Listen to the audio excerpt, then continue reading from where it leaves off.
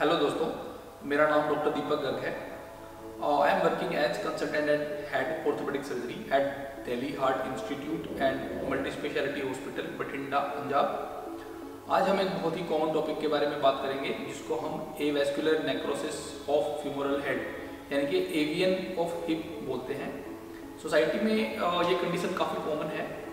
Avascular necrosis of hip का मतलब होता है कि हमारी हिप के अंदर जो फीमर बोन का हेड होता है उसके अंदर हड्डी के अंदर नेक्रोसिस यानी कि बोन की डेथ हो जाती है। ये हड्डी के अंदर बोन की डेथ क्यों होती है, इसके बहुत सारे कारण हो सकते हैं।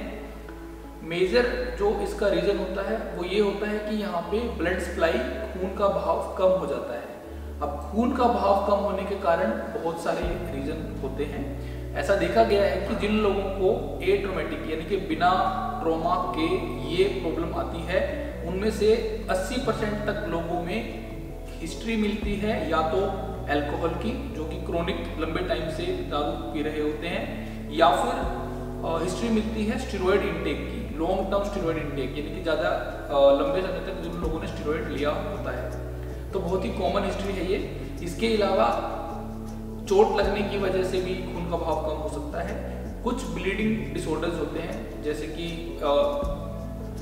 एक्यूट ल्यूकेमियाज होते हैं जिनकी वजह से ब्लड कॉमन है avascular necrosis of hip. Radiation therapy के बाद भी एवेस्कुलर नेक्रोसिस काफ़ी कॉमन कंडीशन है। तो जब भी किसी पेशेंट को एवेस्कुलर नेक्रोसिस ऑफ हिप होता है तो पेशेंट जब भी ओपीडी में आता है तो उसको हिप जॉइंट में आगे की तरफ दर्द होता है। पेशेंट को जैसे ही पेशेंट वजन रखता है, जैसे ही पाँव जमीन पे रखता है, पेशेंट को दर्द होता है। हो सकता है कि बैठे हुए लेटे हुए दर्द ना हो, लेकिन जैसे ही वजन रखेंगे वैसे ही दर्द होगा और दर्द की वजह से चलने में तकलीफ होगी, लिम्प होगा। तो जब हम इस ऐसे पेशेंट की जांच करते हैं तो हम देखते हैं कि हिप के अंदर रोटेशंस यानी कि जो हिप की मूवमेंट है वो रिस्ट्रिक्टेड हो गई हैं, वो कम हो गई हैं। तो इसके बाद हम पेशेंट को सबसे फर्स्ट इन्वेस्टिगेशन जो हम करते हैं वो है एक्सरे।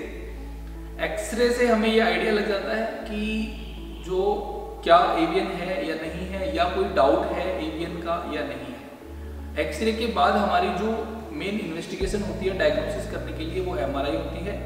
एमआरआई से ऑलमोस्ट 100% चांसेस हैं कि हमें ये पता चल जाएगा कि एवियन है कि नहीं है, और अगर एवियन है तो कितना है। तो इसके बेसिस पे क्लासिफिकेशन सिस्टम है जो हमें हेल्प करता है ये डिसाइड करने में कि क्या ट्रीटमेंट करना है, नॉन सर्जिकल ट्रीटमेंट करना है, सर्जिकल ट्रीटमेंट करना है। तो एमआरआई में हम देखते हैं कि कितना हेड इन्वॉल्व है, लेस देन 15% हेड इन्वॉल्व है, या 30% इन्वॉल्व है, या मोर देन 30% हेड इन्वॉल्व है। जो हमारे हिप का शेप होता है यानी कि जो गोल शेप होता है, क्या वो गोल शेप अभी भी मेंटेन है या कोलैप्स हो गया है, यानी कि वो गोल शेप मेंटेन नहीं रहा और शेप फ्लैट हो गया है। तो इस तरीके से हम एमआरआई से और एक्सरे से डायग्नोसिस करते हैं और उसके बाद ट्रीटमेंट का प्लानिंग करते हैं।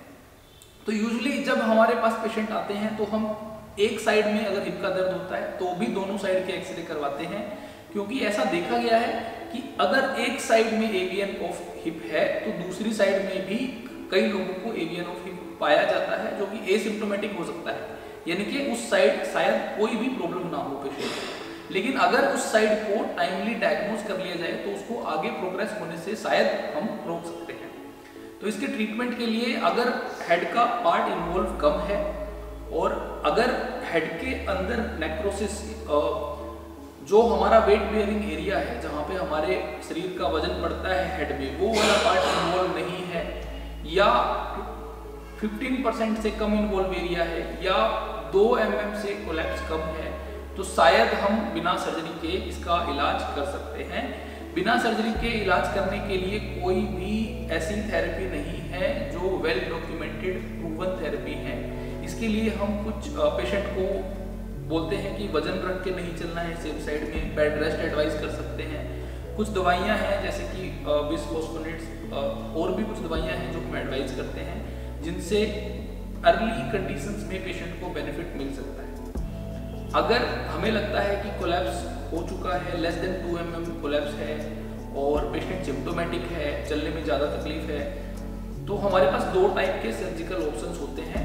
एक होता है hip preservation surgery. Hip preservation surgery में जो पेशेंट का ओरिजिनल हिप है हम उसी हिप को प्रिजर्व करने की कोशिश करते हैं। दूसरा होता है हिप रिप्लेसमेंट सर्जरी। इसमें हमें हेड को कट करके बाहर निकालना पड़ता है और आर्टिफिशियल हेड, मेटल का बना हुआ हेड यानी कि हिप रिप्लेसमेंट सर्जरी हमें करनी पड़ती है, जिसके अंदर हम ये भी देखते हैं कि एसिटाबुलम पार्ट इन्वॉल्व है कि नहीं है, जिसमें दोनों एसिटाबुलम और हेड हम दोनों को रिप्लेस करते हैं, जिसको टोटल हिप रिप्लेसमेंट सर्जरी हम बोलते हैं।